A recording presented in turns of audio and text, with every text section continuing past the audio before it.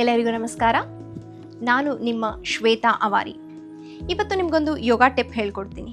ಏನು ಅಂತಂದರೆ, ಸೊ ನಿಮ್ಮ ಕಿವಿ ಇದೆಯಲ್ಲ, ಈ ಇಯರ್ ಟಿಪ್ ಇರುತ್ತಲ್ಲ, ಇದನ್ನು ನೀವು ನಿಮ್ಗೆ ಫ್ರೀ ಯಾವಾಗಾದರೂ ಖಾಲಿ ಇದ್ದಾಗ ಸೊ ಈ ಥರ ಸ್ಟ್ರೆಚ್ ಮಾಡಿ.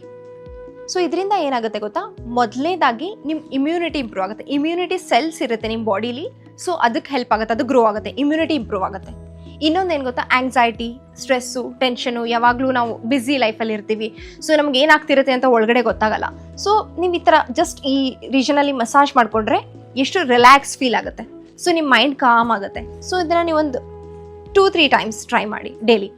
ಆಮೇಲೆ ಇದರಿಂದ ನಿಮ್ಮ ಸ್ಕಿನ್ ಕೂಡ ಗ್ಲೋ ಆಗುತ್ತೆ. ಸ್ಕಿನ್ ಗ್ಲೋ ಆಗಬೇಕು ಅಂತಂದರೆ ಎಸ್ಪೆಷಲಿ ಬ್ಲಡ್ ಸರ್ಕ್ಯುಲೇಷನ್ ಇಂಪ್ರೂವ್ ಆಗುತ್ತೆ. ಸೊ ಬ್ಲಡ್ ಸರ್ಕ್ಯುಲೇಷನ್ ಇಂಪ್ರೂವ್ ಆದರೆ ಸ್ಕಿನ್ ಗ್ಲೋಗೂ ಹೆಲ್ಪ್ ಆಗುತ್ತೆ. ಇದನ್ನು ನೀವು ಟ್ರೈ ಮಾಡಿಬಿಟ್ಟು ನಿಮಗೆ ವರ್ಕ್ ಆಗ್ತಿದೆಯೋ ಇಲ್ವೋ ಅಂತ ಕಮೆಂಟ್ ಸೆಕ್ಷನಲ್ಲಿ ಹೇಳಿ. ನಮಸ್ಕಾರ.